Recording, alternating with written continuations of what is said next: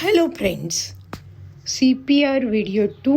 इस वीडियो में experts doctor Harsha and doctor Ashish बताते हैं कि पुराने ज़माने में भी CPR होता था और इसमें डिटेल में आपको पेशेंट को कैसे लिटाना है, क्या करना है, सब बताया है। अरेस्ट है यानी कि हार्ट और लंग्स बंद हो गए, ब्रीथ नहीं कर रहा, तो आप अकेले उसको रिवाइव करने के साथ साथ अगर आप अकेले ही हो तो किसी की हेल्प ले लो, क्योंकि आप भी CPR 2 से 3 मिनट से ज़्यादा नहीं कर पाओगे। आपको कोई ना कोई बैकअप चाहिए, बराबर। ये महाभारत के टाइम से है। अगर आपने सावित्री और सत्यवान की कहानी सुनी है तो सावित्री और सत्यवान वो जंगल में जा रहे थे। सत्यवान वहाँ पे उनका कार्डियक अरेस्ट हो गया, तो यम से वो कैसे वापस लाए और उस पर वो स्टोरी है। तो कभी भी ये CPR का ये होता है तो वही कहते हैं कि शायद उन्होंने CPR किया होगा तो उनको वापस ले आए। बेसिकली वही है कि जो वो कि हम लोग सोचते हैं कि सावित्री ने सत्यवान को यम के मुंह से लाया, तो वो इसीलिए लाया, she must have done CPR।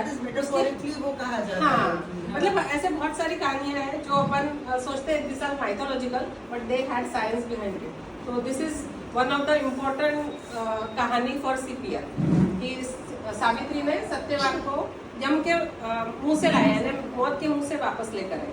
That may be because of she may have done CPR। तो अगर कभी भी घर पे हो तो तुरंत एम्बुलेंस के साथ साथ आजू बाजू वालों को जो भी रीचेबल है उनको बुलाओ, क्योंकि आप अकेले CPR थोड़े टाइम से ज़्यादा नहीं कर सकते, कोई भी नहीं कर सकता। और मेजर गलती लोग क्या करते हैं कि हाथ पैर वार्म करने के चक्कर में पड़ जाते हैं, उससे कोई सर्कुलेशन नहीं आता। वो हाथ पैर ठंडे हुए हैं उसका मतलब ये है कि सर्कुलेशन नहीं हो रहा और वहाँ तक खून नहीं पहुँच रहा, इसीलिए हाथ पैर आपके ठंडे हो गए। आप कितना भी वार्म करो उसको, वो वार्म नहीं होने वाला जब तक सर्कुलेशन चालू नहीं होता। तो जो भी स्ट्रॉन्ग लोग हैं, यंग लोग हैं, वो CPR में मदद कर सकते हैं। और ये काफ़ी जगह पे हम लोग काफ़ी बार किसी के घर पे गए जहाँ पे CPR की जगह पे वो हाथ पैर वार्म करते थे, और जब तक हम आते थे तब तक कुछ बचता नहीं था। मेन चीज़ है हार्ट चालू करने का कि अपन ब्रेन को बचा सके, क्योंकि आपने हार्ट चालू कर दिया और ब्रेन डैमेज हो गया तो फिर वो ऑलमोस्ट ब्रेन डेड की तरह होता है। उसमें फिर अभी कुछ भी करो वो कुछ फ़र्क नहीं पड़ता। तो अपना मेन टारगेट है कि हार्ट चालू करने के साथ साथ ब्रेन को बचाए, यानी ब्रेन का ब्लड फ्लो चालू रहे, बराबर। अगर कभी ऐसा होता है तो क्या करने का, हर्षा बताती है। अगर कभी कोई पेशेंट कोलैप्स हो जाता है, अनकॉन्शियस हो जाता है, कहीं पे भी हो, आपके घर में हो, बाहर आप राह चल रहे हो, ऐसा कहीं होता है, तो पहले आपको देखना है कि वो जगह सेफ है क्या। घर के अंदर है तो यू नो दैट जगह इज सेफ, बट कोई ओल्ड एज का पेशेंट है और उसको हमने वाटर बेड या एयर बेड के ऊपर रखा है, घर में हो या कहीं पे हो, तो अगर हम उसके ऊपर CPR शुरू करेंगे तो वो इफेक्टिव नहीं होगा। We need a hard surface.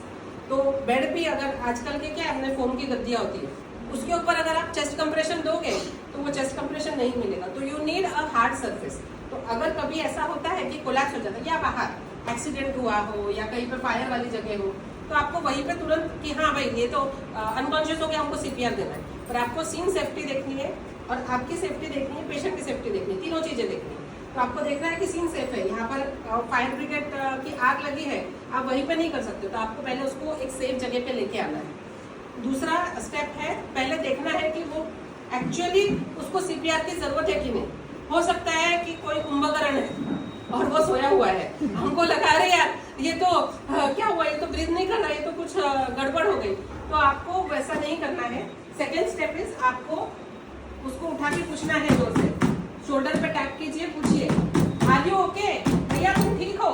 अगर इतने इसके बाद भी वो रिस्पॉन्ड नहीं कर रहा है, इसका मतलब उसको CPR की एक्चुअली जरूरत है। थर्ड स्टेप जो बहुत इंपॉर्टेंट है, जो इन्होंने सर ने बोली, वो है कैसे पता चलेगा कि वो अगर कोई बेहोश है तो हार्ट ठीक है, अगर वो रिस्पॉन्ड नहीं कर रहा है, अपन किसी की शुगर डाउन होती है। हाँ वो सब चीजें आगे के इसमें आएगी। इम्पोर्टेंट चीज इज वो कॉन्शियस नहीं है, इसका मतलब हमको समझना है कि उसका हार्ट का प्रॉब्लम है, तो हमको CPR शुरू करना है। बट CPR शुरू करने के पहले फर्स्ट स्टेप हो गई सीन सेफ्टी। ये आप लोगों को शायद स्कूल में आएगा, अभी धीरे धीरे स्कूल इम्प्रोवाइज हो रहा है, आपको सारी ये सारी चीजें सिखा रहे हैं, तो ये भी शायद सिखाएंगे। फर्स्ट चीज इज सीन सेफ्टी, सीन देखना है सेफ है कि नहीं। सेकेंड, पेशेंट एक्चुअली CPR उसको जरूरत है कि नहीं, आर यू ओके पूछना है जोर से टैप करके, मैं करवाऊंगी, हम आपको करवाएंगे, आपको ये प्रैक्टिस करनी है ताकि आगे कहीं पे भी आप पास ऑन कर सको। उसके बाद third is call for help. Call for help is 108 या 112।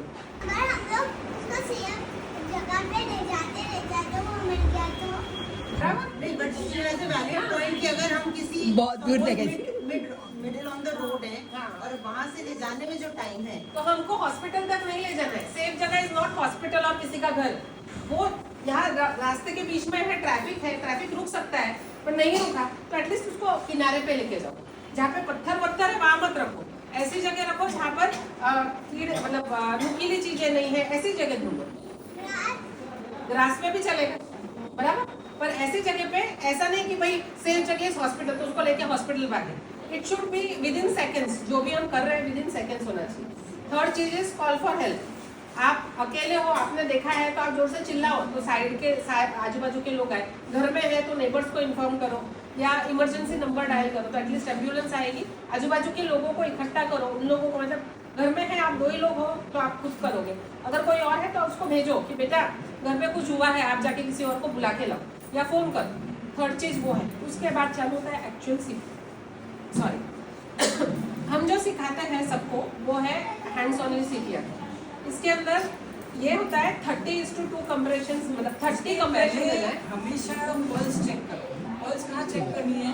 गर्दन पे, ये पल्स है कि नहीं। हाँ, इसका मतलब ये है कि सीपीआर करते वक्त हमें 112 या 108 किसी से डायल करवा लेने का। अच्छा, अगले टाइम भी हम लोग सीपीआर का वीडियो देखेंगे। Thank you.